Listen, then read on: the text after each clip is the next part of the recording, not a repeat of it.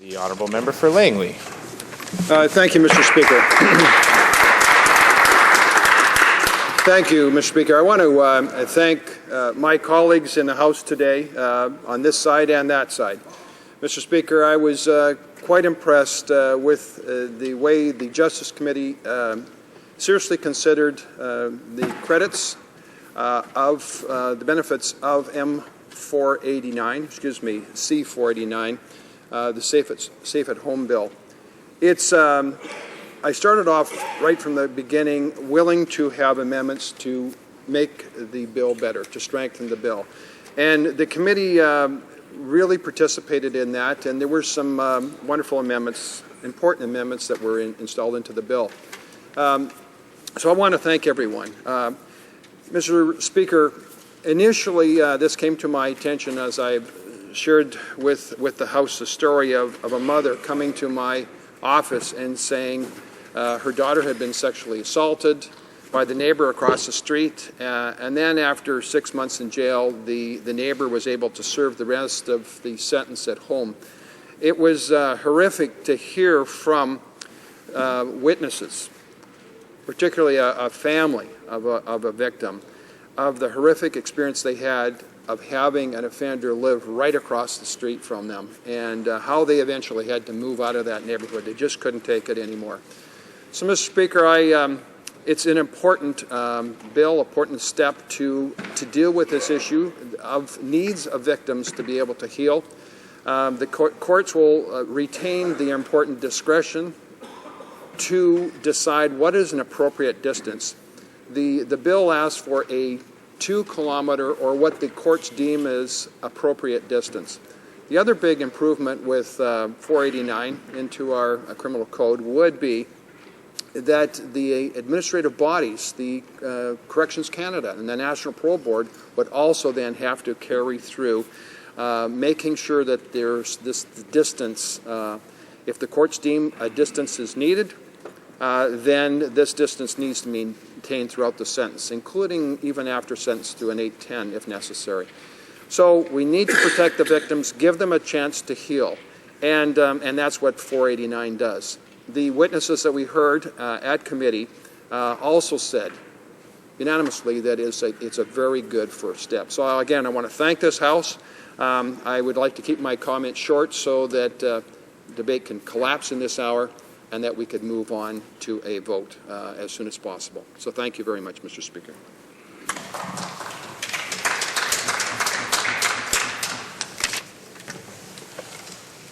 We do have a period of 5 minutes for questions and comments. Questions et commentaires.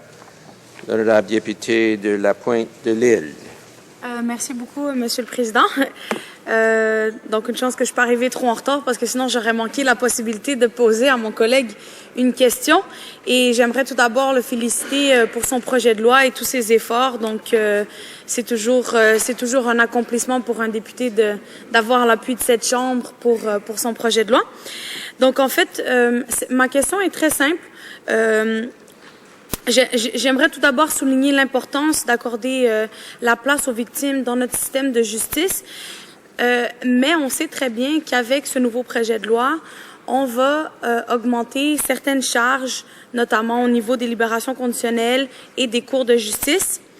Alors, est-ce que j'aimerais simplement demander à mon collègue si le gouvernement comprend bien les besoins en matière de justice et les besoins en matière justement d'aide aux victimes et est-ce qu'on peut s'attendre à ce que le gouvernement justement s'engage à investir pour faire en sorte que le système de justice soit plus facilement justement accessible aux victimes, mais aussi au niveau des délais et tout ça.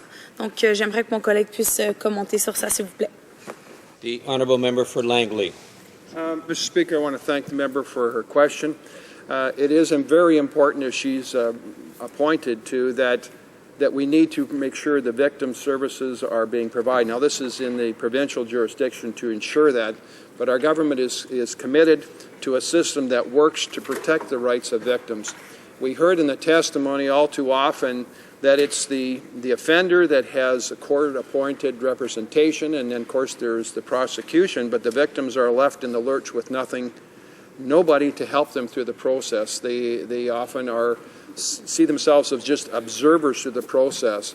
So through this, now this is a big first step in the right direction in providing protection for the victims, but I believe victims need some rights too, and hopefully we can work as a parliament to make sure the victims have rights provided to them so that they are no longer observers but participating in the system, that the courts will hear their input and what they have to say, and the impacts of sentencing would be considered on them. Thank you.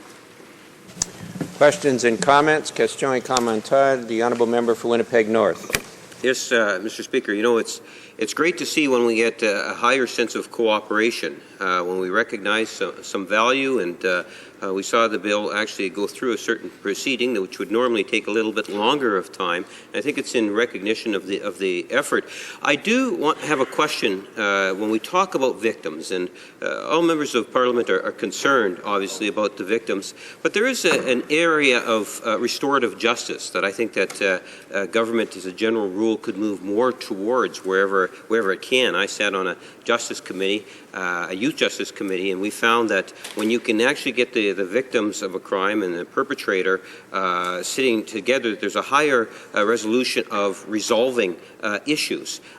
So even though it wouldn't have been possible with this particular crime that was committed that the member cited that precipitated the legislation, but I'm interested in knowing his thoughts, the member's thoughts in regards to the whole idea of restorative justice, if you wouldn't mind sharing that. The honourable member for Langley. Have Mr. a minute, Speaker, 15 seconds. Thank you. I appreciate the member's question. Restorative justice is very important when used appropriately.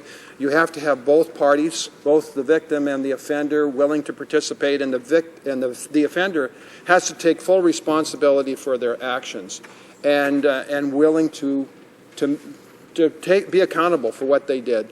And in this case, of course, it was when you have an offender sexually assaulting a young girl for over 2 years, and then being able to serve their sentence at home right across from their victim, it was re-victimizing that victim over and over and over again. And we could all imagine what it would be like to be a parent of a child that had been sexually assaulted, seeing that child going through depression and all kinds of emotional anguish. And then to realize they've been sexually assaulted by the neighbor across the street, and then the courts to allow that to happen. Restorative justice doesn't work in that case. Thank you.